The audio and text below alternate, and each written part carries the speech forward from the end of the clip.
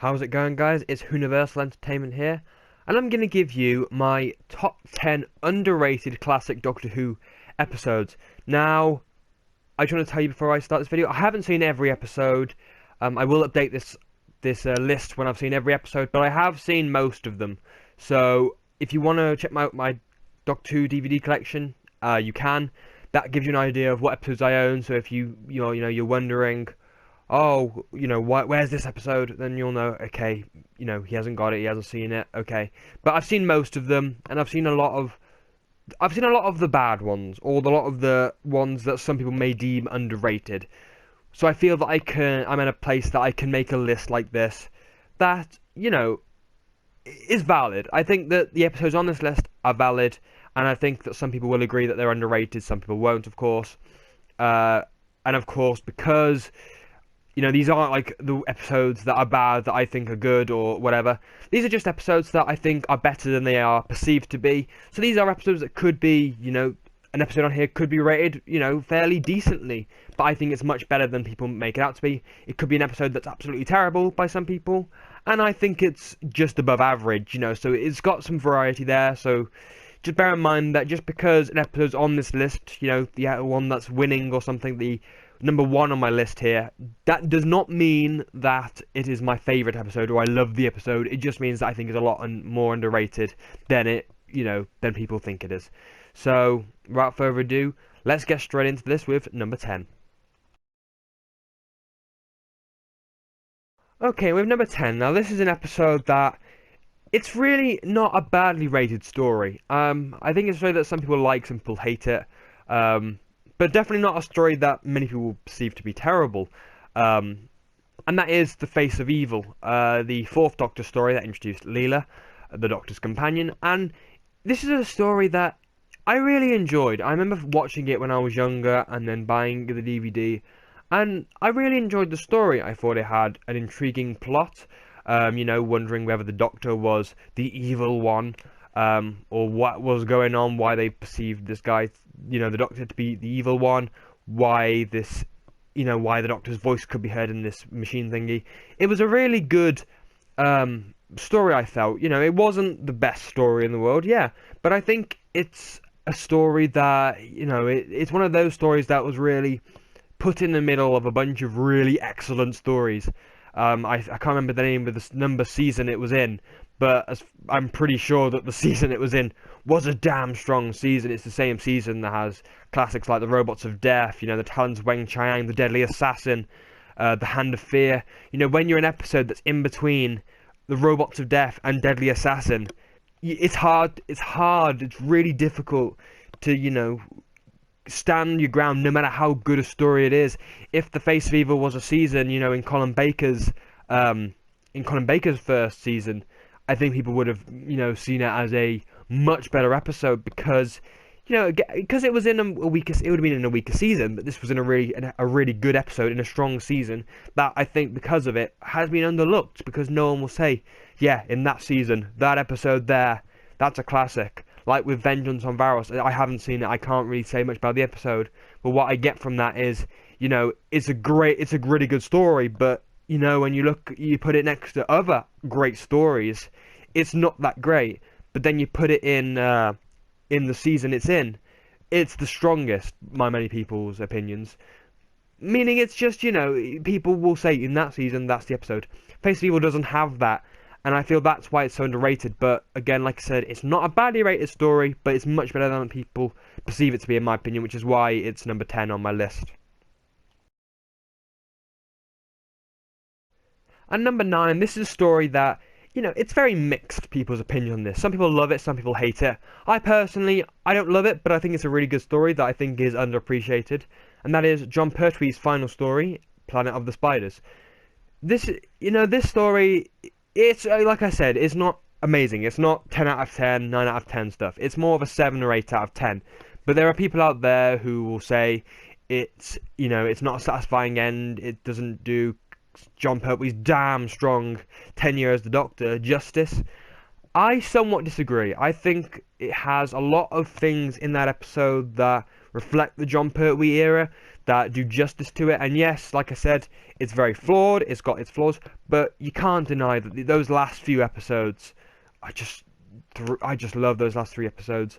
The emotion behind it, the Doctor having to face his fear. Of course, they do they explain regeneration, which is the first time that they had done it, and it really did solidify what we know now in Doctor 2 with the Doctor changing his face, because of course they didn't really go into details of what it was. They didn't establish this was a race thing. This wasn't, like they just called it renewal and then change of appearance. We had no idea that all Time Lords could do this until Planet of the Spiders. It's a very significant episode, and it also does, it also does, sorry, it kind of concludes John Pertwee's tenure very nicely. You've got your references to Joe, you've got the, of course, that chase sequence which has a lot of vehicles in, which of course John Pertwee's era was full of, helicopters, cars, all sorts of vehicles that the Doctor would drive, and I felt that it really did nicely conclude his tenure. Sorry, while it could have been better, I think it's much better than people say it is, so that's why it's number 9 on the list. Okay, and now next on the list is another Jon Pertwee story. This is one that a lot of people would say is the weakest Jon Pertwee story. It's definitely not one that I would say as my favourite, or even one of my favourites.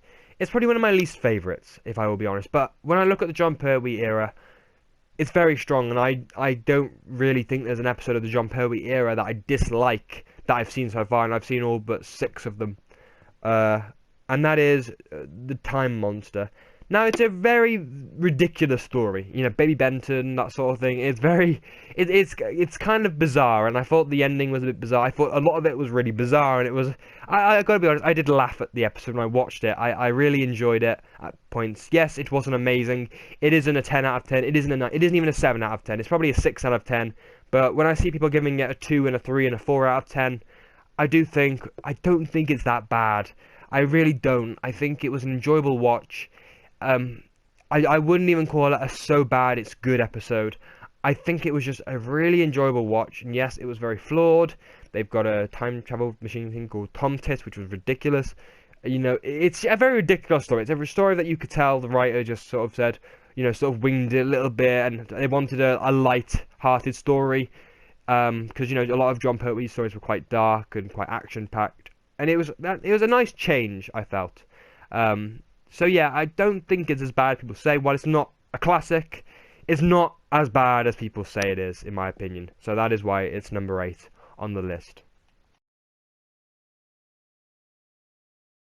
Okay, and the last 3 stories have been 70s stories. We're going to now move on to the 80s.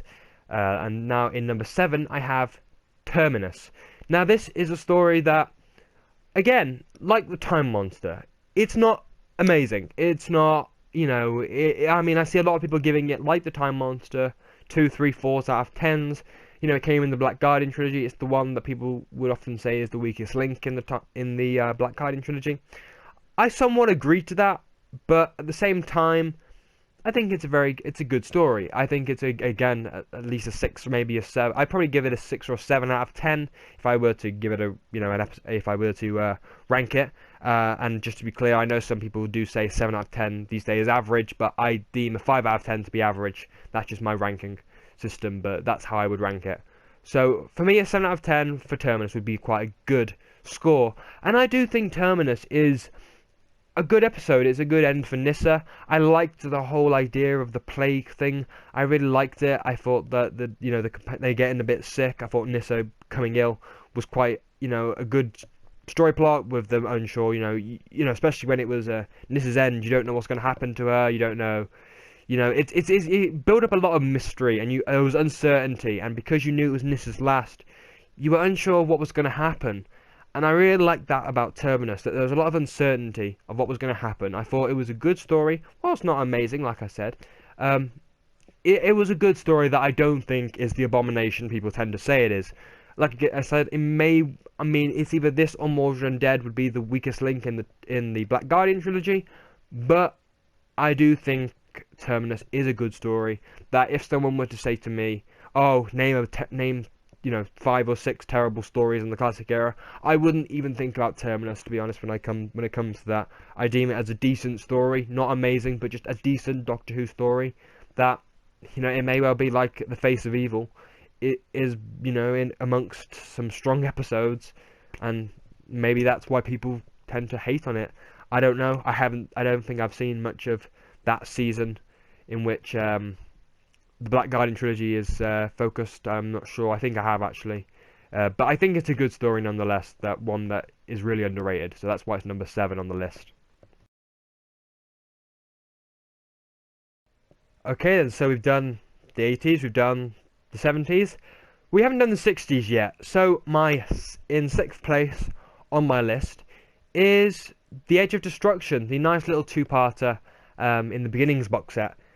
I'm sure an episode that most of you have seen if you're watching this video, because, the Beginnings box set is a must-have for classic Doctor Who fans. And I'm sure a lot of you have seen it, and I'm sure a lot of you will agree that it's an underrated story. It's an episode that is has very divided fan base.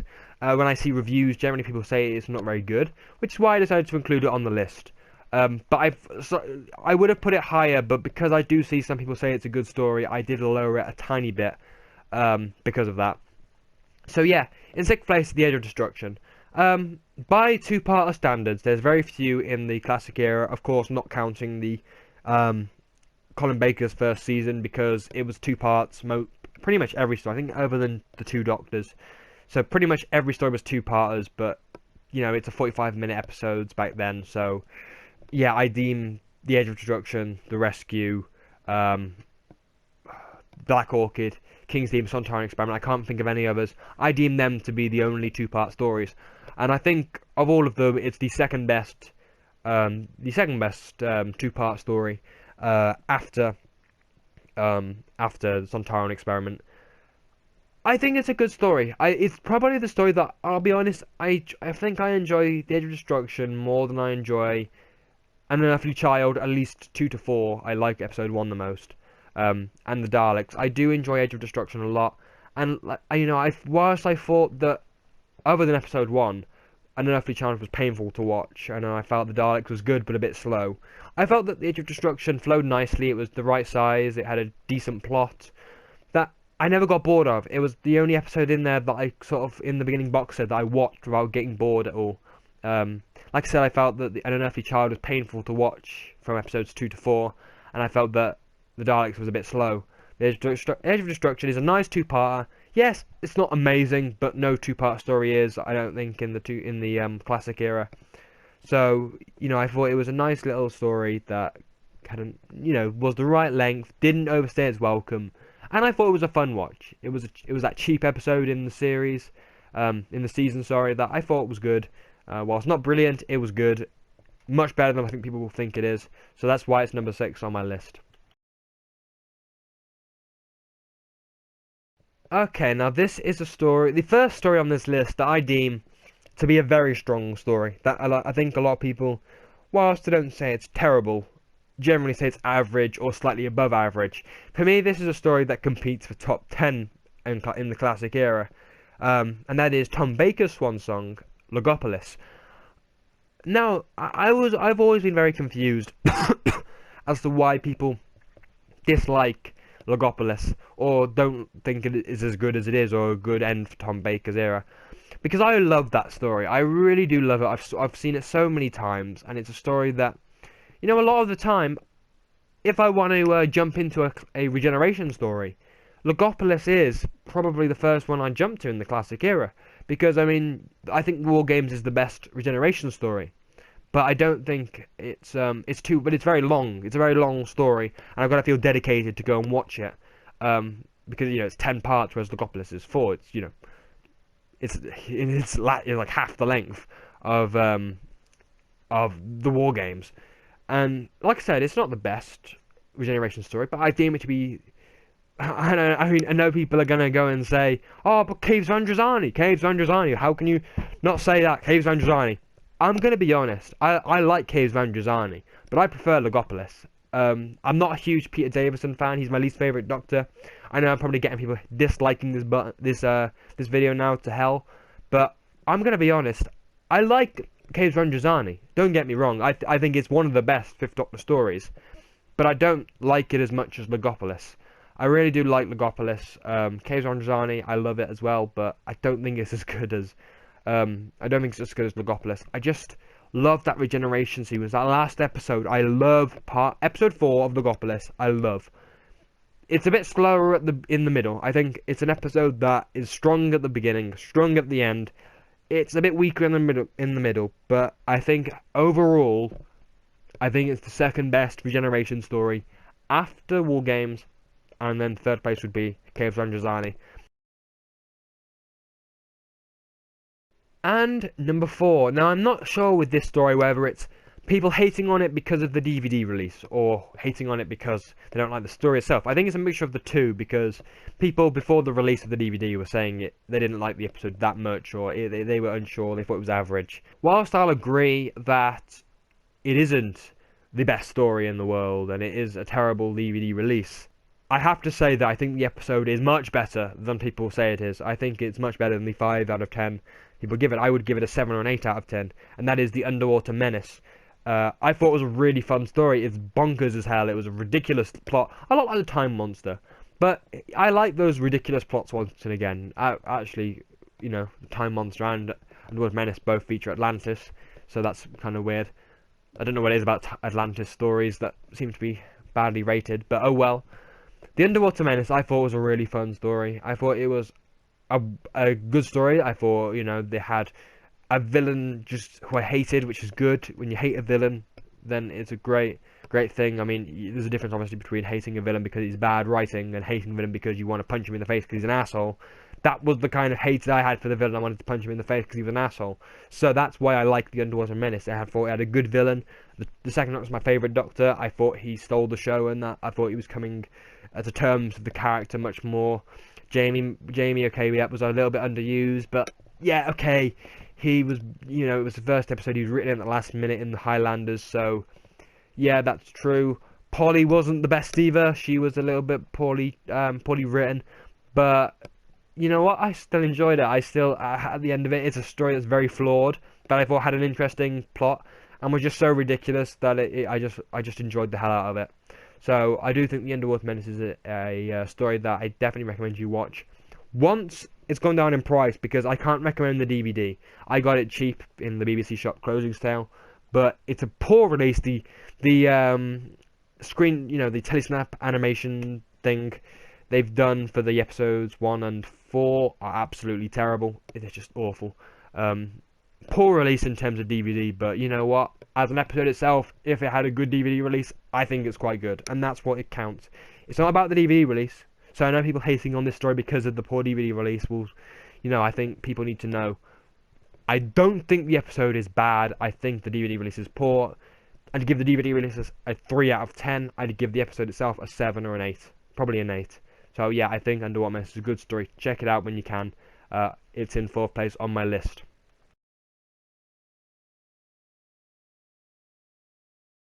Okay then, so in 3rd place. Now this is a story that I'm probably going to get hated on for saying this, because this is an episode that, more so, actually, unlike almost all of the other stories on my list, this story is not just not liked, this story is despised by people. It's often considered the worst episode of all time.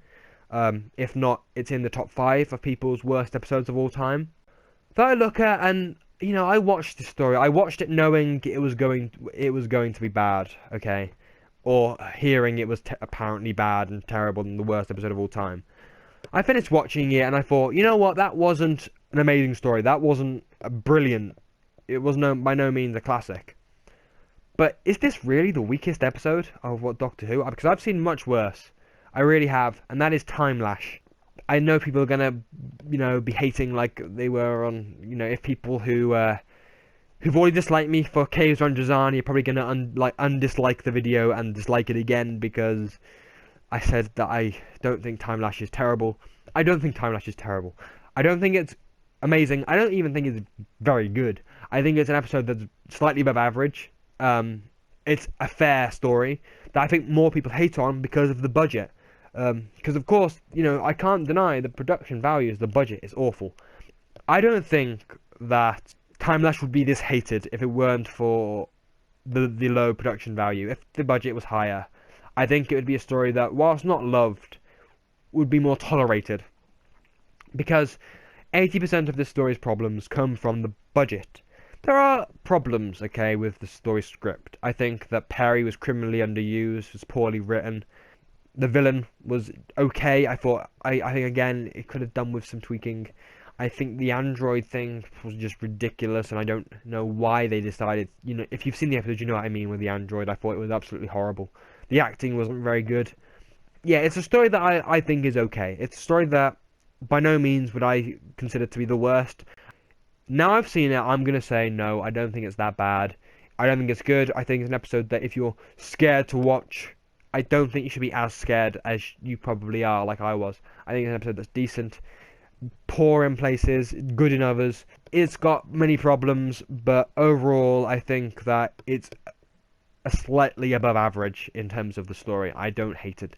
I don't think it's the worst of Colin Baker's era. I think Mark of the Rani wins that award. I think that it's a decent story. So that's why I think Time Lash should be number 3 on the list. So now we're going to go on to number 2. Okay, number 2. This is another Colin Baker story. One that, again, it's probably considered to be one of the best of Colin Baker's era, unlike Time Lash.